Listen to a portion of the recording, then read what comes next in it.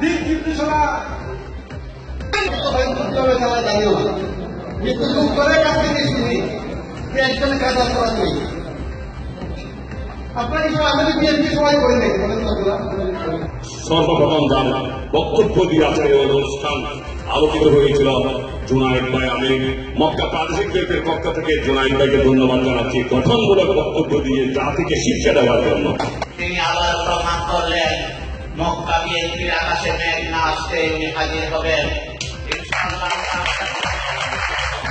আমাদের প্রাণপ্রিয় নেতাকে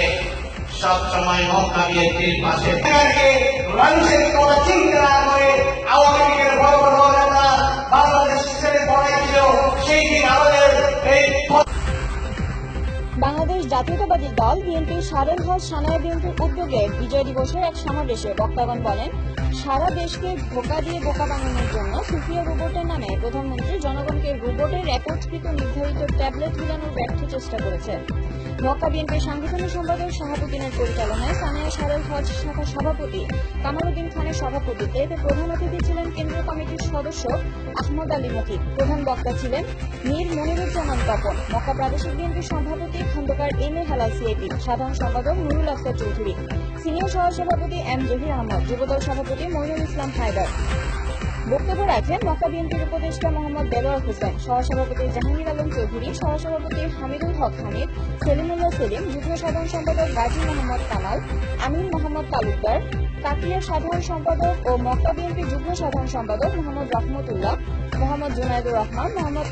জায়দুল ইসলাম বাবু, মইনুল ইসলাম লিটু, মোহাম্মদ কেফায়েতুল্লাহ, মোহাম্মদ বেলাল উদ্দিন, মোহাম্মদ শাহজাহান ফকির, খানসা বিএনপি নেতা কামাল হোসেন, জাতীয়তাবাদী ফোরাম সভাপতি কামাল হোসেন, সাবেক ছাত্রনেতা কলিমুল্লাহ করিম, জাহাঙ্গীর আলম, নুরুল কাউসার বিন দাউদ, আতাউর রহমান, খানসা বিএনপি নেতা আমানুল্লাহ আমান, সানায়া বিএনপির উপদেষ্টা মুজিবুর রহমান, সাধারণ সম্পাদক মীর আহমদ,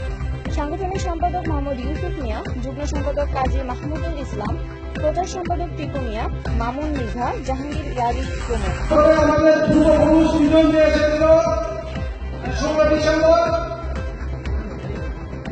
আমরা যাতে নিজন